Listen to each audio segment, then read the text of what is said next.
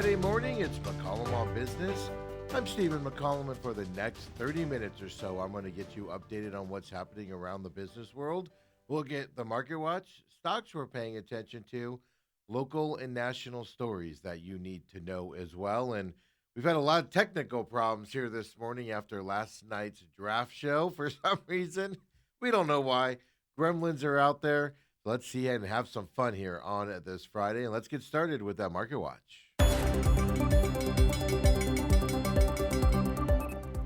So, excuse me, my choke on you here. AI stocks are soaring today. Everything else is just kind of there, right? As you can see on your screen, the Dow Jones right now is down the 94 points, 49,121. The S&P 500 is up 21 points right now to 7120 here today. The Nasdaq's up 140 points. As I said, Intel, AI stocks here going through the roof. Well, the Nasdaq's 142 points up to 24,581. The Russell 2K barely down here, 1.3 points down right now to 2769. And then there's Bitcoin down, but still look underneath 78,000, which is where it was at yesterday. Well, it's 77,909 right now. But look at this. This has been a big week here for Bitcoin as it was trading, low 70s into that high 70, into that 75,000 range. And then last couple days now, pushing 78,000 for Bitcoin here as well. Stocks that we were paying attention to this Friday, well, the big one out there that's kind of shocking everybody, Intel is the first stock we're going to look at. Look at this, 21.70% up right now for Intel Corp. They posted first quarter earnings that surprised and beat Wall Street expectations. Intel posted adjusted earnings of 29 cents per share. The expectation was 1 cent per share. Blew their number out of the water here. The revenue was $13.58 billion. Well, the expectation was only $12.42 billion in revenue. So Intel with some big numbers here announcing. That's why they're up 21.20%. By the way, they also went ahead and adjusted. They said they see strong growth in their chips and their abilities down there at Intel. So their chips, everything, strong growth here coming up for the second quarter. So then they raised their forecast here for the second quarter, and it is now well above analyst expectations as well for Intel. So Intel, is this the big rebound for Intel here? Well, we'll see here, but all signs, at least as of now, indicate yes, that is the case as well. Advanced Micro Devices is the next stock we're going to look at. Obviously, another chip maker.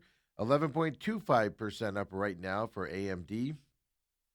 Investors gained renewed faith in the AI trade after Intel's earnings. No shocker there. Later on in the show, we are going to look at some more semiconductor stocks as well based off of these Intel numbers. So AMD got an upgrade for D.A. Davidson. That investment company upgraded them as well. And they said, the D.A. Davidson, they said that Intel's big earnings are a precursor for a big ramp up in AMD's CPU business as well. So that's where we're getting the big run up here, at least on the NASDAQ side of the market, as we showed you the market here just a second ago. And Intel leading the charge here today and getting some precursor is, as I said, we have one more here in this segment. But as I said, later on, we're going to look at some more semiconductor stocks because of the rally that's happening around AI based off of Intel's earnings. But right now, we're going to look at ServiceNow. This company has been in the news. I have not focused on this stock the last couple of days, even though we easily could have, because they've been a roller coaster ride here with this company. They're up 1.70% here today. Well, the stock had its worst day ever yesterday. ServiceNow collapsed about 18% with their quarterly earnings report. Their problem there was it revealed subscription revenue, well, was way down because of the U.S.-Iran war, despite the company still delivering a big earnings and revenue beat for the company. But the biggest problem is obviously subscription revenue, where they get a big chunk of their money way down because of the war. Took a big beating yesterday on the market, ended up 18% down total, but 1.50% up here today. So obviously not making up that big hit yesterday, but ServiceNow at least looking like it's on a little bit of a rebound here on this Friday. Later on, as I said, we're going to keep this trend going with Intel's earnings and what it's doing to the AI markets. ARM Holdings, Marvel Technologies, and Qualcomm are other stocks we are going to take a look at here on this Friday as well. And folks, what a day here on this Friday. After one day after the NFL draft, going into this weekend, will the Iran war ceasefire continue? Will the talks restart? Investors are, by the way, with the way the market's acting today, they are betting that the ceasefire is going to continue. Those Iran talks are going to continue as well. At least here on this Friday, there's optimism towards that. Now we'll come back on Monday, of course, and see where we stand moving forward. But first, another thing happening around the economy: President Trump, he granted a 90-day extension. He's already done it once, but a 90-day extension to that shipping waiver that makes it easier to move oil, fuel, fertilizer, etc. around the United States. So this is obviously another effort and continued effort to curb urgent or rising energy costs due to that war in Iran. So it's basically this is the Baines Act, by the way, is what we are talking about. The decision adds about 3 months to the existing waiver. The existing waiver is set to expire coming up on May 17th. So not waiting until we come close to that time frame. We're just going to go ahead and get this out of the way now as well. So what this does is this enables foreign flagged vessels to move commodities between U.S. ports through mid-August with the new extension as well. So this one basically says you have to be a U.S. made ship or a U.S. company to go from like New Orleans to Baltimore, for instance, right, to move within U.S. ports. Well, supporters of this of the Baines Act, they include U.S. shipbuilders, obviously unions for maritime companies, and lawmakers. A lot of lawmakers are supporters of this bill. Well, they argue the law is critical to maintaining a domestic shipping industry and merchant marine that can support military logistics and national security. Well, critics of it, of course, there's always critics. Well, they include energy producers, refiners, agriculture groups. Well, no shocker here. They say this bill that's now been waived here for another 90 days. They say the requirement to use U.S. built and crewed vessels, well, it causes shipping costs and to go up, and it limits obviously capacity available. And well, especially during disruptions is when they say it causes the biggest problems, but they say they happen all the time as well. So obviously pluses and minuses, but that is being waived here for another 90 days to try to curb the energy costs that we're all experiencing right now and the inflation around things having to be moved by the ships. Here's an update for you, and it's not a surprise. It was highly expected. Warner Brothers Discovery shareholders did vote yesterday to approve the company's acquisition by Paramount Skydance. So, we've known this story. We've told you about this story. It's going to reshape American entertainment, putting these two large companies together. So, like I said, it was widely expected because both the directors, obviously, with this bidding process with Netflix involved here, they had to approve this to move it from Netflix to Paramount. So, they obviously approved it once here. But everybody's unanimously endorsed this blockbuster $110 billion transaction now, at least inside the companies.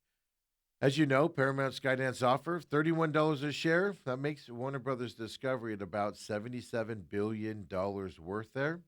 As you know, it includes the film studio of Warner Brothers, HBO Max, which is a streaming platform with Paramount Plus, obviously, and a portfolio of cable channels. So that would be CNN, like TBS, TNT would be the big ones that would be included in this. Obviously, it's not over now. Oh, no, no. It still needs approval by the antitrust regulators at the Department of Justice. The merger could face separate legal challenges from some of the states. For instance, California. Yeah, the California Attorney General, his office is investigating the deal. Make no mistake, there will be a lawsuit there. Even though films and movies aren't made in LA very much anymore, there's going to be a lawsuit there of basically a tax of things like, cutting down our business. We'll see what happens, but it is another big step here. I do expect it to get through the Department of Justice. because obviously the way this bidding process went, people checked with the president on if this is going to be approved before it went through. So we'll see where we go as well. And I always like it when big, huge conglomerates join up. I'm just kidding. That just makes them more evil, right? In terms of big companies.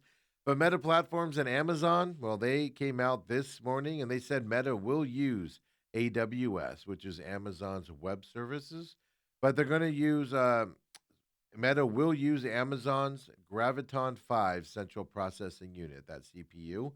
That's a deal an AWS executive told Reuters would span multiple years and be worth billions of dollars. So Meta will use tens of millions of cores worth of Graviton chips. Each chip itself contains 192 cores. They can be assigned to different tasks, so it kind of makes them, obviously a big deal than multitasking when it comes to AI stuff. So, what's the difference? I always wonder here, what's the difference between GPUs, which is things like NVIDIA makes, and what's the difference between those and CPUs in terms of the AI side of it? Well, graphics processing units, those GPUs, they're made, those are the ones by NVIDIA, for instance, and those companies. They are essential for training AI models. Once those AI models are trained, though, they run over on the CPUs. So that's where the distinction comes into, and you're seeing so many deals between the different types of companies here for these big AI companies like Meta, Amazon, Google, etc. AWS has been developing its in-house CPU since 2018, obviously coming out with its fifth generation of the chip, which Meta is going to be involved in as well. And Taiwan Semiconductor actually makes the chips, and it's bought directly from Taiwan Semiconductor as well. So, two big conglomerates joining up to continue the AI battle out there here in the world as well. And speaking of artificial intelligence, you guys remember DeepSeek?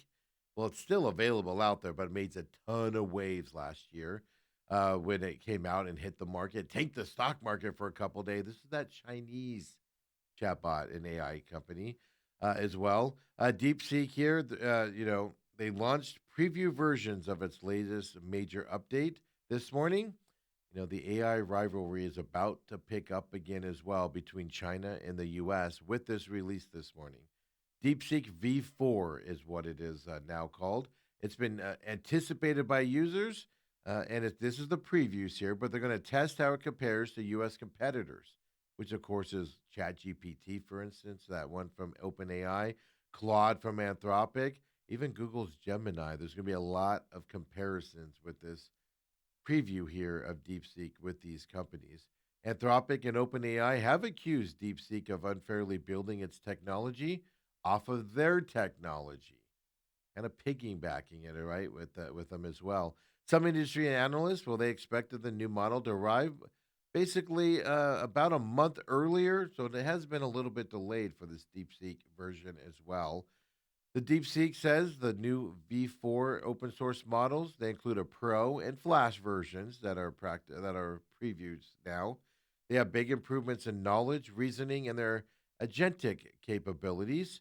That means the ability to perform complex tasks and workflows by itself autonomously out there.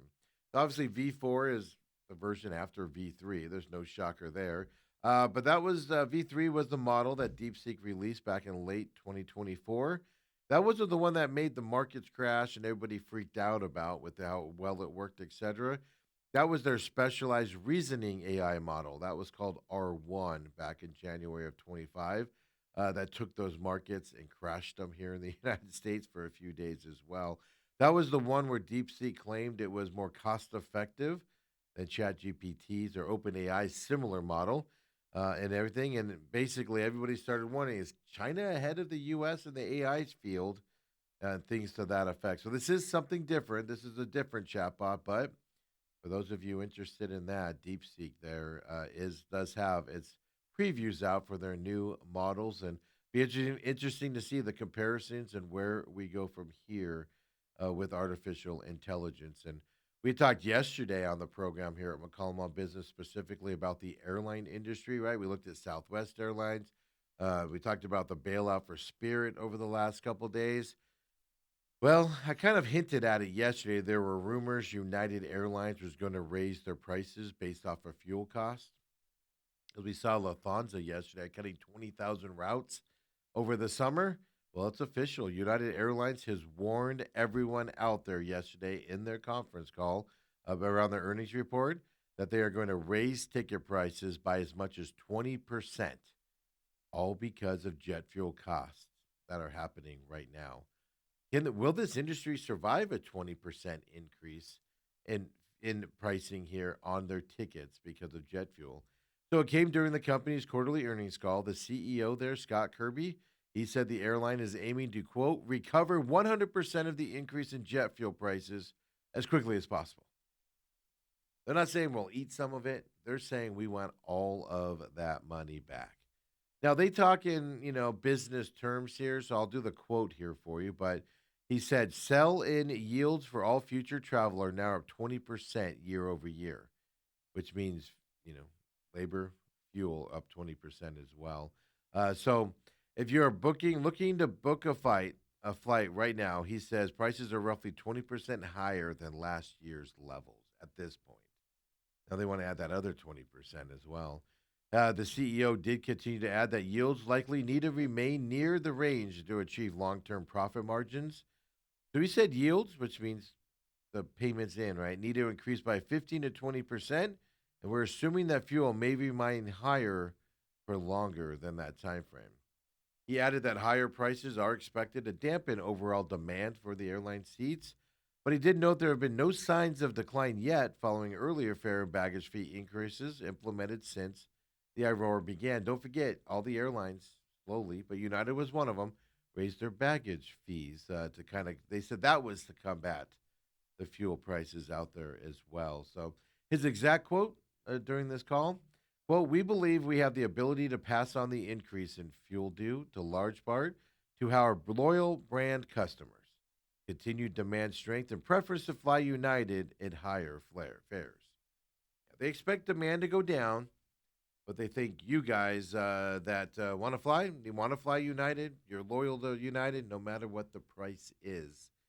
There will be a breaking price here. Just what will it be? But there you go. If you're looking for airline travel here over the summer, well, expect higher, shockingly high airline price. Because if United's doing it, the other big ones are going to follow right behind as well. And speaking of Scott Kirby, you remember there's some talk out there that he asked President Trump about a merger with American Airlines, if that can kind of get muster past regulators. Well, now American Airlines CEO came out and rejected the idea of that United Airlines merger.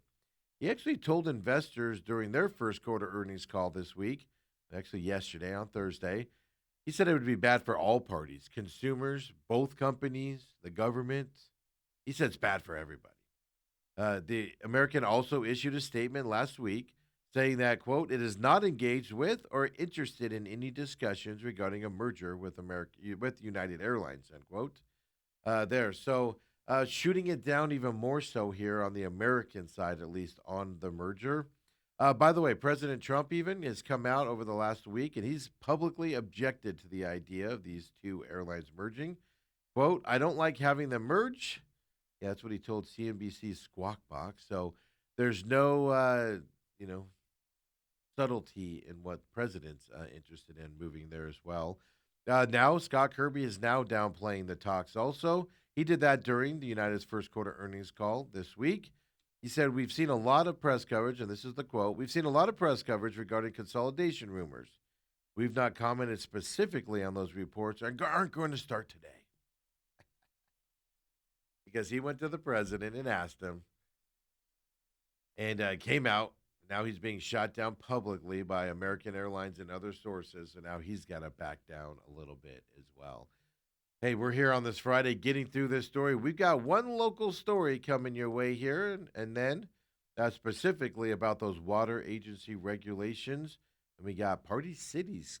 Let's say they closed a lot of stores. Are they making a comeback? Well, we'll tell you about what they're doing as well for you Party City fans.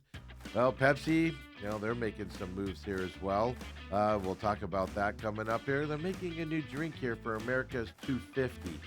We'll tell you about that coming up. And then cereal fans, especially ones of certain ages. I'm not calling us out as old people. Cereal boxes are coming back with something that we used to live for when we were kids, all based around a movie. We'll tell you about that as well. Come on back. McCollum on business.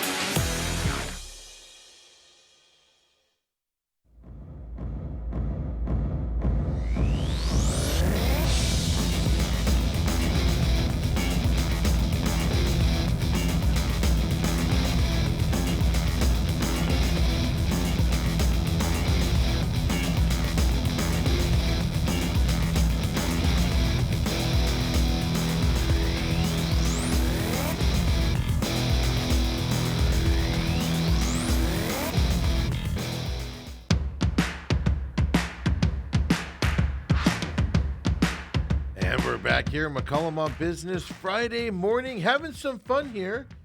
We're having some technology issues in the studios, and hopefully you guys don't notice it, except for my teleprompter's down, so that's why I'm looking down at my computer a lot today. Hey, we'll make it work here, get through this Friday. Worst things that can happen, and I guess that's our lesson for having the draft show last night. But look, it's all part of the fun, and we overcome it here, and hopefully you make it through your Friday as well, headed into the weekend. Well, with that, you just saw there the Real Matrix, that promo. Well, 10 o'clock today, Robot TV. New episode coming out for you. Then at noon on Rumble is where that is at. Rumble.com/user/TME Media. Boom, pops up. At noon, the new episode of Real Matrix out today as well. Of course, free podcast for that program at noon as well. Just search Real Matrix on your favorite podcast system. Real Matrix Angry Patriot. It'll come right up for you as well. We appreciate it, especially the angry fan appreciates. He just wants you to come into that show with an open mind. They're not telling you what to believe. Just come in with the open mind and make your decisions and kind of question what you need to question out there. Check out the Real Matrix here on Rumble here at 10 o'clock or at noon, and Robot TV here at 10 o'clock today. As soon as we get done here, we get this up on demand, not just on Rumble. All of our programming is on Rumble as well. But then also, it's on YouTube at TME Media AZ. You'll find it here. Of course, on demand here at Robot TV as well, along with the YouTube and Rumble sites. And come and join us there. Like and subscribe them as well. Then we move into the main event. 17-year NFL veteran Del Hellestree and I get you updated on just a review of the draft last night. Of course, we did the 3-hour draft show last night with Bruce Cooper coming in here. Cardinals got their man, or at least what the fans wanted as their man. We'll talk about that. Suns weekend coming up. Diamondbacks lost yesterday. First series loss since the first series of the season against the Dodgers yesterday as well. We'll get you all updated on that. They'll all be on demand on the rumble.com/user/TME Media. Of course, on YouTube, TME Media AZ, free podcast system as well. And then the pit stop. Racing begins this weekend. They're at Talladega here as well. Pit stop is up for the week. Been up since Wednesday. Check that out as well on all your sides. Robot, TME Media AZ on YouTube. Rumble as well. Check it out. Also, follow me at the Pit Stop Talk on X as well as we talk racing there from that perspective. And follow TME Media AZ as well. That's our production company that we have here. And produces all of the shows. It'll show you the behind the scenes, other shows we work with. We have all these plans on getting this information out to you guys, and also programming notes around shows that are happening. So follow TME Media AZ on X as well with all the other shows out there. And folks, with all that being said, let's get into this last time, the Friday Market Watch. Like I said, everybody's thinking about the big news breaking here before we get into anything else. It just caught my eye. DOJ, the Department of Justice, is dropping the criminal probe of the federal chairman, Jerome Powell. That was a big hot thing there on the market earlier, and or at least in the confirmation hearings for the new federal chairman the other day, was a lot of senators said they're not voting for him unless that DOJ criminal probe drops. Well, it's officially dropping it, according to reports I'm seeing out there. Iran talks restarting is an optimistic thing on the market today. That's why you see here Dow Jones is down, but it's only down to 59 points right now on this Friday. S&P 500 is up to 22 points. The Nasdaq's up 129 points as of this morning. We've talked about Intel, AMD as well. We're going to look at other semiconductor and chip stocks here coming up based off of Intel's earnings coming up.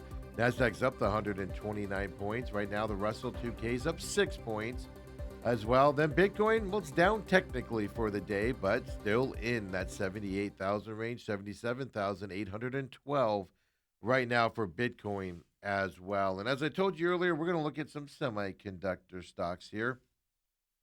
We're going to specifically look at ARM Holdings.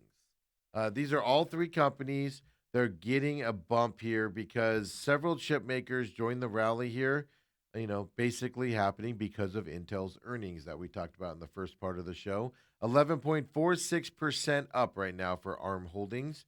Then you got Marvel Technology. Also, our next stock we're going to look at, well, they're up. Well, actually, they switched to down. They were up 4% earlier today. Well, as this market is open, they've gone down here, 1.82% down here for Marvel Technology. And then Qualcomm's the other one we're looking at. Qualcomm was up earlier as well. So you look at this, big up for them as well, 9.21%. So Marvel Technology seems to be the one that's gone backwards here since the market's opened. Everything else is up here. They're all benefiting from Intel's numbers that they came out with and reported on yesterday afternoon as well. So it's affecting that whole market out there. And let's get into a local story here, and then we'll get into some more fun ones out there to wrap up this Friday. Arizona's water agency, well, they were reportedly, at least according to a judge, acted illegally. This was when they created new water regulations back in 2024. This is the one that restricted home building in the Phoenix area because of the water demand in the future. A judge, by the way, came out and ruled that they did so illegally. If you remember back, you don't, because I didn't either. I had to read about it. Back in November of 2024, the Arizona Department of Water Resources produced data showing the groundwater basin around Phoenix metro area had low groundwater levels. They then stopped issuing certificates to housing developers for new projects that rely on groundwater as their sole source, which, by the way, is all of them. The Old Home Builders Association of Central Arizona, well, they proceeded to file the lawsuit against the department, accusing them of overstepping its authority to create these new rules outside of the approved rulemaking channels. So basically, the lawsuit says AWDR's choice to withhold certificates based on the idea of unmet demand, well, was not a proper way to do it.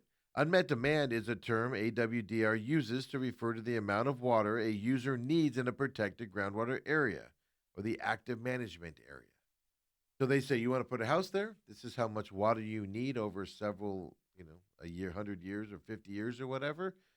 And it's not there, so you can't build here is what they do there as well. So so that's been, and a judge has ruled that the that the law there, the ADWR, was illegal at that time as well. So it's depth of water, it's not how much water, it's depth of water, things to that effect and that. But they just said they didn't go through the proper rulemaking channels. The judge agreed with them as well, going into that side. So home builders were agreed with here by this judge out there. So next up, Party City.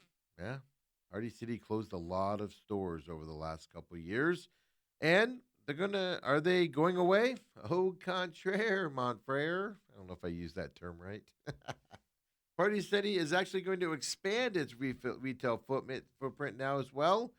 You're going to find them inside of Staples, folks. Look at this unlikely pairing in my eyes. Like, I need a printer. I need pens. Oh, let me get some party supplies as well while I'm here with my stuff. Yeah. This is becoming a major distribution push here for Party City. Obviously after they shut their own stores or a lot of them last year. So Party City's balloons, decor, and party supplies are going to be in Staples stores and on the Staples website as well. They do plan to expand to hundreds of locations and additional locations coming up here in 2026 as well. So, obviously you got graduation season coming up right now. That's a big spending time frame for a lot of retailers out there, specifically Party City. By the way, I did see this note: 4 million students are expected to graduate here in 2026 as well. So, graduation spending it topped $6.8 billion last year as well for graduation. Interesting. So there we go. So Staples, Party City teaming up. There you go, you Party City fans that missed them. My favorite is going into Party City to look at their big giant costume rack, when Halloween's coming up, and them not having any of the ones you want in stock. Yeah, that was my favorite Party City memory.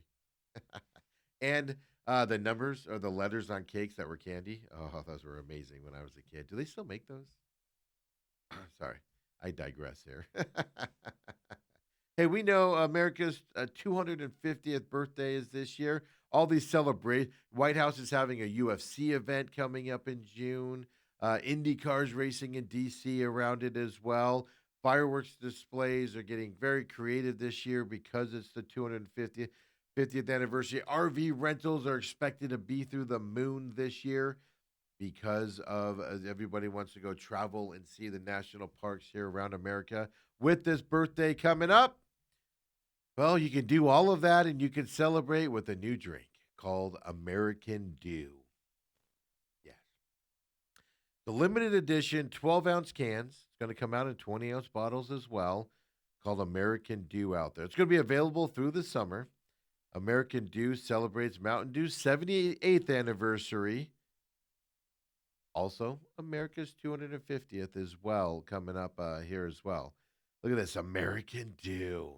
Here's what they say. Since 1948, Mountain Dew has been defined by a bold, apologetic taste born in Tennessee. An American original, tasting great since 48. It's our tribute to where we started and the fans who've carried the brand forward for nearly 80 years. American Dew is a tangible celebration of that story, created to mark this moment in a meaningful way. Look at that. Yeah. So, what is it? You want to try some of it? Well, it's not a new flavor. This is the thing. It's just a limited edition drink. It's just a new branding of Mountain Dew. So don't get excited. They're coming out with something new. Just a new label is what they're doing. The flavor America Dew is still the classic drink there that you know and love. I love me some Mountain Dew. If I even, like right now, thinking about it, I'm just craving it. I was able to kick that habit. Dr. Pepper and bottled Coke, though, are two different categories for me coming up here as well. So American Dew launched on April 20th. Limited edition there as well, due throughout the summer. So that's the other side of this.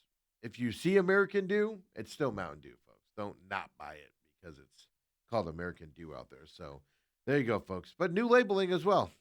Get a bottle of it that says American Dew and just kind of hang out with it a little bit as well. And folks, those of us of a certain age, I'm not naming us out there as well, but we're going to get something back in cereal boxes. It's time to start digging to the bottom of those boxes like we did as kids as well. Yes, toys and cereal boxes are making a comeback. Well, specifically because of Toy Story 5 coming out this summer in June. Kellogg's is releasing a limited number of cereal boxes with toys, spoons, and trading cards, obviously inspired by Toy Story and that franchise. The fifth installment of the series comes out June 19th as well. The Going to be some prizes coming up in these boxes as well. But I mean, here's the deal, right? It's like Cracker Jacks. The prices have gotten a little weak over the years. Look at that. You can get a spoon if you're looking at the graphic on the screen right now. All right, so here's what you need to know if you want this. Select boxes of Fruit Loops, Frosted Flakes, Corn Pops, Apple Jacks, Frosted Mini Wheats, Rice Krispies, Corn Flakes, and Cocoa Loops. Well, they'll feature toys, spoons, trading cards, movie ticket promotions, all available in them as well. They'll be sold major retailers. Anybody that carries Kellogg's will have them as well out there. They're going to be available starting Sunday, April 26th. This Sunday here, folks, as well. So there we go. Kellogg's is hosting an event, by the way, if you're in Los Angeles on May 24th. They're hosting an event that's going to include a giant interactive, Toy Story 5 themed claw machine out there. Yes. So if you're in LA, in the Grove area on May 24th, you can go check that out as well for the Grove. That's just that claw that goes, gets you prizes. So if you want to go back to the nostalgic, now they just got to put something on the back that we can read while we're eating, right? The last thing that they need. Let's do this.